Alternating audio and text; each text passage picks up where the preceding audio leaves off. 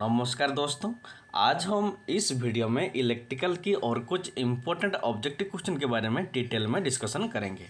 और अगर आपको वीडियो अच्छा लगता है तो सब्सक्राइब जरूर कीजिएगा। तो देखो आज का पहला क्वेश्चन शुरू करते हैं।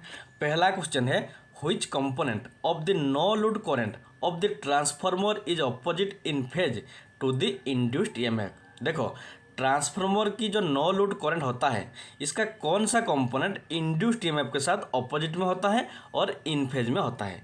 इसका जो मैग्नेटाइजिंग कंपोनेंट होता है वो होता है, या फिर कोर लॉस कंपोनेंट, या फिर दोनों, या नॉन ऑफ द अबव। तो इसका आंसर होगा, ट्रांसफार्मर की जो नो लोड करंट होता है उसका जो कोर लॉस कंपोनेंट होता है, नो लोड करंट का जो कोर लॉस कंपोनेंट होता है ये इंड्यूस्ड ईएमएफ के साथ ऑपोजिट में होता है और इन फेज में भी होता है। ऑप्शन नंबर बी होगा इसका करेक्ट आंसर।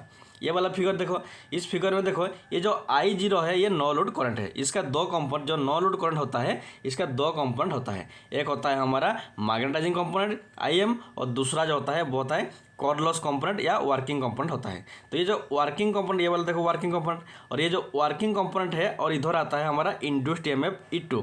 तो वर्किंग कंपोनेंट और इंड्यूस्ड ईएमएफ ऑपोजिट में है, लेकिन एक ही इन फेज, एक ही फेज में है। तो इसीलिए ऑप्शन नंबर बी होगा इसका करेक्ट आंसर। ये फिगर भी आपको याद रखना होगा। देन देखो नेक्स्ट क्वेश्चन।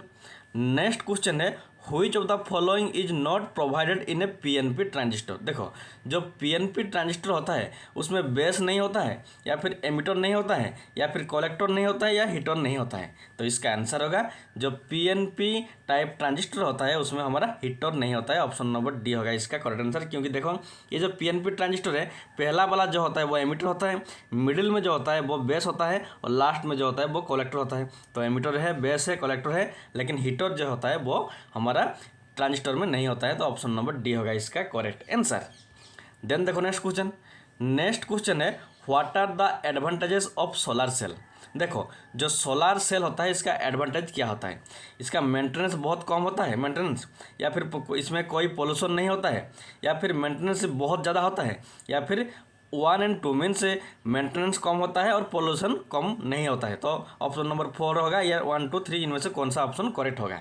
तो देखो इसका आंसर होगा, जो सोलार सेल होता है इसमें ना, इसमें इसका मेंटेनेंस कॉस्ट भी बहुत कम आता है और इसमें कोई भी पोल्यूशन नहीं होता है। तो ऑप्शन नंबर 4 होगा इसका करेक्ट आंसर। देखो, ये जो सोलार सेल है, ये सोलार सेल में क्या होता है ना, इन्वेस्ट करने के लिए फर्स्ट टाइम क्या होता है ना, इसका कॉस्ट ज़्यादा आता है, लेकिन मेंटेनेंस कॉस्ट कम रहता है, और इसमें तो पोल्यूशन, जीरो पोल्यूशन रहता है। तो इसीलिए ऑप्शन नंबर 2 होगा इसका, सॉरी ऑप्शन नंबर 4 होगा इसका करेक्ट आंसर।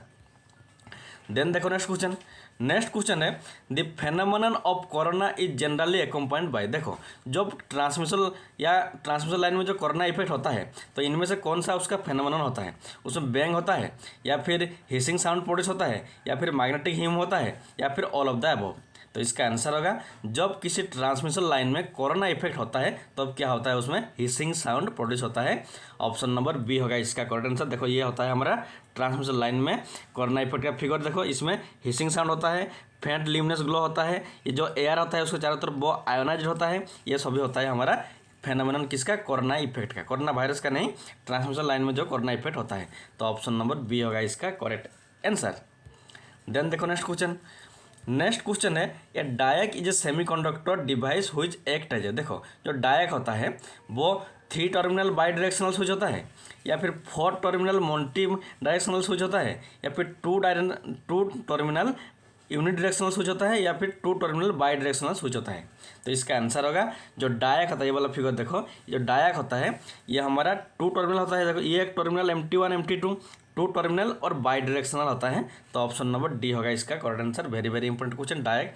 लेकिन जो डायोड होता है, ये वाला जो डायोड होता है ये हमारा यूनिट डायरेक्शनल होता है, यूनिट डायरेक्शनल, लेकिन जो डायक होता है वो बाई डायरेक्शनल होता है। तो ऑप्शन नंबर डी होगा इसका करेक्ट आंसर। देन देखो नेक्स्ट क्वेश्चन। नेक्स्ट क्वेश्चन है, use of salient pole on high speed alternator will cause. देखो, अगर हम एक हाई स्पीड ऑल्टरनेटर में साइलेंट पोल टाइप रोटर का यूज करेंगे तो इनमें से कौन सा इफेक्ट हमें देखने को मिलेगा। एक्सेसिव विंडेज लॉस होगा और एक्सेसिव नॉइज होगा, या फिर विंडेज लॉस कम होगा बट नॉइज ज़्यादा होगा, या फिर विंडेज लॉस ज़्यादा होगा और नॉइज कम होगा, या फिर नॉन ऑफ द अबव। तो इसका आंसर होगा, अगर हम देखो जो रोटर होता है वो 2 टाइप होता है, एक होता है साइलेंट पोल टाइप, एक साइलेंट पोल टाइप, दूसरा होता है नॉन साइलेंट पोल जिसको हम सिलेंड्रिकल टाइप भी कहते हैं। जो साइलेंट पोल होता है इसको हम लो स्पीड के लिए यूज करते हैं, और जो सिलेंड्रिकल होता है इसको हम हाई स्पीड में यूज करते हैं। अगर हम इस लो स्पीड साइलेंट पोल को हम हाई स्पीड में यूज करेंगे तो हमें क्या मिलेगा ना, एक्सेसिव लॉस होगा, विंडेज लॉस, और एक्सेसिव नॉइज भी प्रोड्यूस होगा। तो ऑप्शन नंबर ए होगा इसका करेक्ट आंसर। तो इसीलिए अगर हमें हाई स्पीड अल्टरनेटिव में यूज करना होगा तो हम ये सिलेंड्रिकल टाइप को यूज करेंगे, अगर लो स्पीड में यूज करना होगा तो हम साइलेंट पोल में यूज करेंगे। अगर साइलेंट पोल को हम हाई स्पीड में यूज करेंगे तो हमारा विंडेज लॉस भी ज़्यादा होगा और नॉइज भी ज़्यादा प्रोड्यूस होगा। तो ऑप्शन नंबर ए होगा इसका करेक्ट आंसर। देन देखो नेक्स्ट क्वेश्चन है मोह रिले इज यूज फॉर। देखो जो मोह रिले होता है इसको हम रेक्टिफायर के प्रोटेक्शन के लिए यूज करते हैं, या फिर ट्रांसमिशन लाइन के प्रोटेक्शन के लिए, या फिर सर्किट ब्रेकर के लिए, या फिर फीडर के लिए यूज करते हैं। वेरी वेरी इंपॉर्टेंट, जो मोह रिले होता है इसको हम ट्रांसमिशन लाइन के प्रोटेक्शन के लिए यूज करते हैं। ऑप्शन नंबर बी होगा इसका करेक्ट आंसर। एक बात याद रखो, RIM ये है रिएक्टेंस रिले, ये है इम्पीडेंस रिले, ये है मोह रिले। जो रिएक्टेंस रिले होता है ये स्मॉल डिस्टेंस के लिए यूज किया जाता है, इम्पीडेंस रिले मीडियम डिस्टेंस के लिए, और मोह रिले को हाई डिस्टेंस लॉन्ग डिस्टेंस के लिए यूज किया जाता है। ये आपको याद रखना होगा। और जो लॉन्ग डिस्टेंस होता है वो ट्रांसमिशन लाइन होता है, तो इसलिए मोह रिले को हम यूज करते हैं ट्रांसमिशन लाइन में। ऑप्शन नंबर बी होगा इसका करेक्ट आंसर। देखो नेक्स्ट क्वेश्चन देखो, for extra high voltage line which circuit breaker use. देखो जब हमें एक्स्ट्रा हाई वोल्टेज लाइन में हम इनमें से कौन सा टाइप ऑफ सर्किट ब्रेकर को यूज करते हैं, बॉल कॉइल सर्किट ब्रेकर को, या फिर वैक्यूम सर्किट ब्रेकर को, या फिर sulphur hexafluoride SF6 circuit breaker को, या फिर मिनिमम ऑयल सर्किट ब्रेकर को। तो इसका आंसर होगा एक्स्ट्रा हाई वोल्टेज के लिए हम sulphur hexafluoride gas circuit breaker को SF6 इसी सर्किट ब्रेकर को यूज करते हैं। ऑप्शन नंबर सी होगा इसका करेक्ट आंसर। देन देखो नेक्स्ट क्वेश्चन है stamping in transformer are provided to reduce. देखो ट्रांसफार्मर में जो हम स्टैंपिंग करते हैं तो इनमें से किसको कम करने के लिए स्टैंपिंग किया जाता है ट्रांसफार्मर में, हिस्टेरिसिस लॉस को कम करने के लिए स्टैंपिंग करते हैं, या फिर कॉपर लॉस को कम करने के लिए, या फिर एडी करंट लॉस को कम करने के लिए, या all of the above. Very very important question. Transformer में जो स्टैंपिंग करते हैं वो हम एडी करंट लॉस को कम करने के लिए। ऑप्शन नंबर सी होगा इसका करेक्ट आंसर। देन देखो नेक्स्ट क्वेश्चन है द ट्रांसफार्मर यूज फॉर, ये ऐसी नहीं है, आर्क वेल्डिंग है।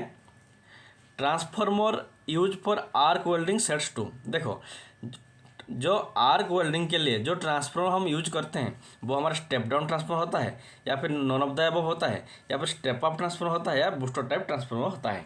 तो इसका आंसर होगा जब हम आर्क वेल्डिंग करते हैं तो हम स्टेप डाउन ट्रांसफार्मर का यूज करते हैं। ऑप्शन नंबर ए होगा इसका करेक्ट आंसर। क्योंकि जो स्टेप डाउन होता है उसमें क्या होता है, वोल्टेज कम रहता है सेकेंडरी में, लेकिन करंट ज़्यादा रहता है। अगर करंट ज़्यादा रहेगा तो आर्क प्रोड्यूस होने से आसानी रहेगा, इसीलिए हाई अमाउंट ऑफ करंट से ज़्यादा आर्क प्रोड्यूस होता है, और इस आर्क से क्या होता है ना, हमारा वेल्डिंग करने के लिए आसानी होता है। तो ऑप्शन नंबर ए होगा इसका करेक्ट आंसर। और आज के लिए इतना ही। Thanks for watching. और अगर आपको वीडियो अच्छा लगता है तो सब्सक्राइब जरूर कीजिएगा।